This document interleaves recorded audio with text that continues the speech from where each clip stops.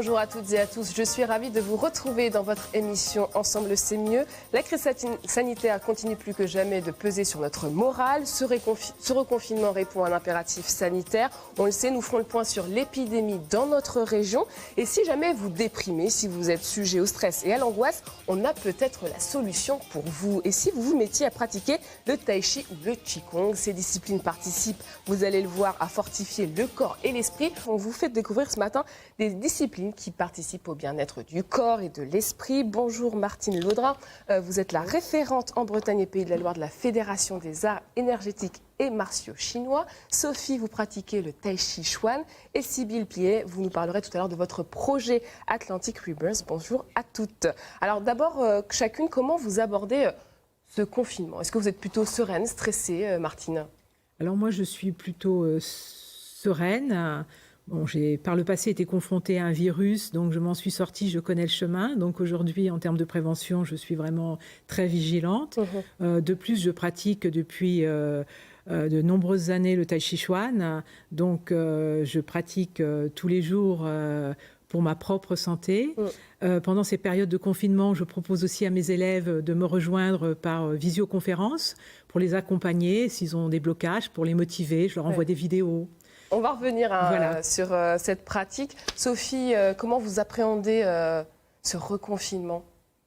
Alors, sur un plan professionnel, le soir de l'annonce, voilà, j'ai eu un petit temps de flottement. Et puis, comme c'est le deuxième confinement, j'ai repris tout de suite des habitudes professionnelles, mais aussi personnelles.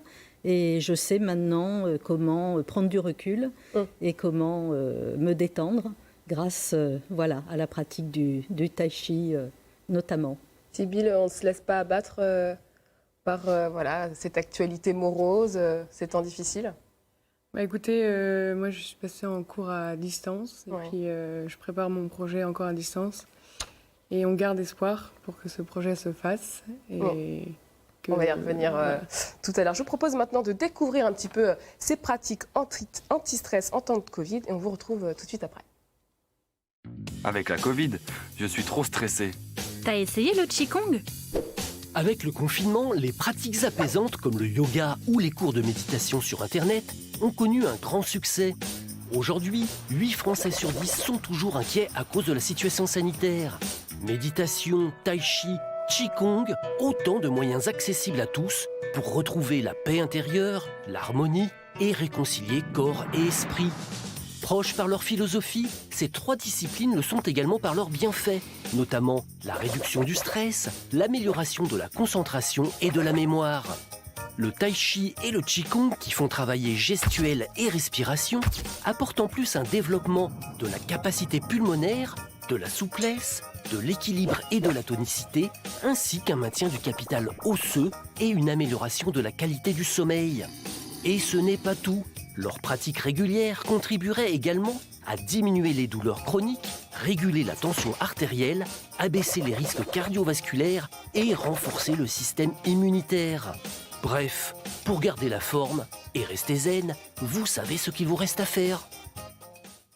Alors Martine Laudrin, le tai chi et le qigong, ce sont 2 disciplines originaires d'Asie. Pouvez-vous nous expliquer en quoi ça consiste?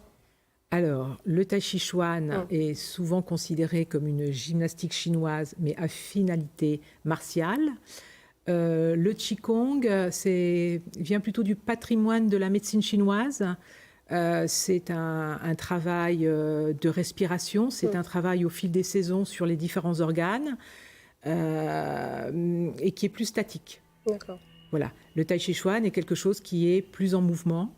On dit aussi du tai chi chuan que c'est la méditation en mouvement, puisqu'au fil du temps, on arrive... alors très rapidement, au bout de quelques semaines, des nouveaux pratiquants arrivent à se sentir bien, à retrouver du bien-être. À partir de quelques mois, la concentration s'installe. Et après plusieurs années, ils arrivent à se faire plaisir avec l'aspect martial, qui permet aussi de modifier le geste et d'arriver à un geste juste. Et dans ces 2 disciplines, c'est l'énergie qui est au centre de tout, finalement?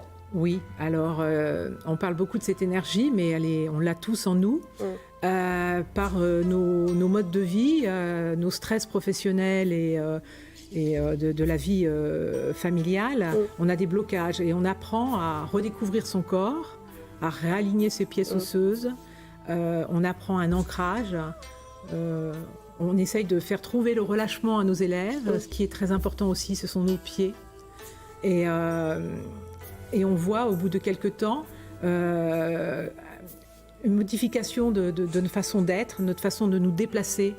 Et ça a été expérimenté par une étude avec un podomètre. En fin de compte, les pratiquants débutants font plus de pas et plus d'efforts que les pratiquants qui ont déjà plusieurs années. Sophie, vous pratiquez le tai chi chuan. Est-ce que vous avez le sentiment d'avoir changé, comme dit Martine? Oui, on change beaucoup dans sa posture, dans son maintien. On aligne le haut et le bas. J'ai pratiqué d'autres sports avec un bénéfice physique, mais il n'y avait pas ce bénéfice mental aussi qu'apporte le tai chi. Parfois, en pratiquant un autre sport, j'avais un petit vélo dans la tête qui continuait. Je pensais à la journée qui s'était passée ou à celle du lendemain. Et avec le tai chi, il y a vraiment une concentration. On est vraiment en pleine conscience dans la pratique. Et ça apporte beaucoup de décontraction. Tout en travaillant. Donc cette pratique, elle vous a aidé à traverser ce premier confinement. Comment ça vous a aidé? Alors oui, là, sur le plan professionnel, mon activité, je suis formatrice en santé, sécurité au travail, donc ça a été complètement interrompu. Et donc beaucoup d'angoisse sur l'après. Et puis surtout, on allait sortir du confinement, mais sur des mois de juillet et d'août, où moi, mon activité est très creuse. Donc voilà, grosse angoisse. Et puis cette pratique du tai chi, avec Martine, permettait de retrouver la relaxation dont je parlais. Et puis vraiment, après avoir pratiqué, on a une détente, un lâcher-prise qui permet de retrouver le sommeil aussi, d'être vraiment dans une très bonne détente et puis de prendre du recul sur la situation. Justement, le tai chi et le qigong, ça s'adresse à tout le monde. Tout le monde peut le pratiquer, Martine? Oui, alors on le pratique à partir en général de 20-25 ans et on a nos aînés qui ont jusqu'à 85 ans. Donc on est toujours émerveillés quand on a une personne de 85 ans qui nous dit « ce mouvement, c'est quoi l'application martiale ?» Donc des gens qui arrivent. Moi j'ai une petite dame qui me suit depuis un certain temps. À 73 ans, les coups de pied lui font pas peur. On a commencé le travail à deux, les applications martiales, le sabre, elle est partante à chaque fois. Et on en prend soin, on est toujours très, très fiers de l'avoir avec nous. Et donc non, il n'y a vraiment pas de limite d'âge. Docteur Chaplin, c'est important de soigner son corps et l'esprit. C'est des choses qu'on ne fait pas suffisamment dans nos sociétés aujourd'hui. Oui, tout à fait. Je pense qu'en France, de façon plus globale, en Occident, c'est vrai qu'on n'est pas très porté sur la prévention. Et je crois que c'est effectivement des éléments très importants. Et encore plus dans cette période-là, ce que vous proposez, ce que vous développez me paraît vraiment tout à fait adapté justement à essayer, vous l'avez bien dit, diminuer le stress, à essayer effectivement de faire fonctionner son corps et d'associer le mental. Ça, ce sont des éléments qui sont fondamentaux et qui participent bien aussi à la prévention d'un certain nombre de problèmes médicaux. Donc oui, j'encourage vraiment vivement les personnes à pouvoir au moins essayer, ou en tout cas à trouver une activité qui puisse vraiment les apaiser, tant sur le plan physique que moral. Et ce qui est important aussi dans toutes ces disciplines dont on parle ce matin, c'est cette idée de chemin. Martine, vous disiez que c'était hyper important. En fait, c'est un chemin propre à chacun.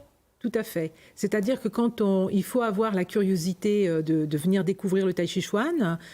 Certains, au premier abord, vont dire « Oh, c'est trop lent, ça ne me plaît pas ». Il faut se donner du temps, découvrir la pratique. Le fait que ça soit chinois, du coup, on rentre aussi dans un voyage. La philosophie chinoise, l'enseignement chinois. Donc, c'est ce qui permet aussi aux gens de tenir. Et puis, j'en reviens toujours à ce côté un petit peu martial qui se fait pas, on ignore nos muscles, on est vraiment dans le relâchement et donc on se fait plaisir aussi, c'est ça qui est important et on est vraiment dans la pratique corps-esprit et coordination du haut et du bas. Si vous seriez tenté de pratiquer, de tenter le tai chi chuan et le qigong, je pense que c'est hyper intéressant, et comme vous disiez tout à l'heure, même pour aider au niveau moral. Et je rebondirai peut-être un peu là-dessus tout à l'heure. Ah non, mais vous pouvez en parler. Vous avez été atteinte d'un cancer du sang.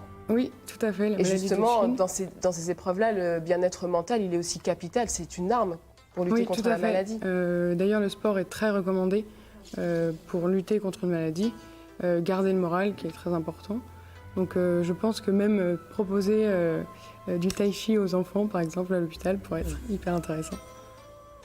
Alors ça commence à être mis en pratique alors pour les adultes, le tai chi chuan, et aussi beaucoup d'entreprises sollicitent aussi sur des temps de pause de la pratique justement pour détendre les employés, qu'ils arrivent à retrouver. Alors on travaille beaucoup sur la verticalité, sur notre hachis.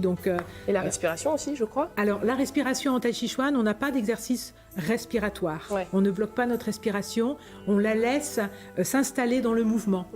Et c'est à travers ce relâchement, et plus on perfectionne, et plus on arrive à relâcher complètement. Et voilà, après, en un coup d'œil, on voit où la personne en est dans sa pratique. Il n'y a pas besoin de... Et Sophie, que diriez-vous à ceux qui souhaiteraient tenter l'aventure? Par quoi on commence? Parce que comment vous êtes tombée d'abord dans le tai chi chuan? Alors moi, c'est une longue... enfin oui, c'est presque une longue histoire. Je vivais en Afrique et mon père me déposait tous les matins au collège. On passait devant l'ambassade de Chine et je les voyais pratiquer sur la plage et c'était hypnotisant. J'attendais ce moment-là tous les matins. Et après, voilà, je m'y suis un peu intéressée, mais je n'ai pas vraiment trouvé de cours. Et c'est là où j'ai essayé d'autres sports, mais sans jamais vraiment avoir ce lâcher-prise. Et puis il y a 2 ans, j'ai été au Forum des associations, puis j'ai découvert Petit Dragon du Golfe. Et voilà, et on commence par des séances, on en parlait ce matin avec Martine, on commence par des séances, et ça c'est important, d'essai. Parce que voilà, ça peut ne pas convenir. C'est vraiment un sport qui se pratique lentement. On ne pense pas à sa respiration, mais sa respiration s'accorde avec ses mouvements lents. Je pense qu'on n'est pas très loin de la cohésion cardiaque, parce que vraiment, comme c'est lent, on apprend à respirer de toute façon lentement. Et puis, il faut persister, parce que c'est vrai que les 2-3 premières séances, on ne voit pas l'application martiale. C'est plutôt comme une danse, tout en fluidité. Donc il faut persister et après voilà, c'est pour ça que ça peut être un chemin qui peut être pris de manière rapide par certains et plus lente par d'autres, c'est mon cas. Mais voilà, c'est très bénéfique pour très bénéfique pour les articulations. Et après, on a parlé effectivement au niveau du sommeil, au niveau de la gestion du stress. Moi, j'avais des problèmes de dos, très bénéfique aussi pour le dos, puisqu'on apprend à se tenir. Vous vendez bien en tout cas l'activité. Vous êtes hypnotisante, Sophie. Rejoignez-nous, merci. Merci Martine, merci Sophie de nous avoir éclairé sur notre dossier du jour. J'espère que ça va aider nos téléspectateurs qui nous regardent. Allez, on marque une pause. On part retrouver Evan qui est aujourd'hui du côté de Fougères au sein des Restos du Cœur. Exactement. Merci à toutes nos invités d'avoir été avec nous ce matin. Ensemble, c'est mieux, c'est déjà terminé. On se retrouve demain à la même heure et au même endroit. D'ici là, je vous souhaite une très belle journée sur France 3 Bretagne. Hey, hey.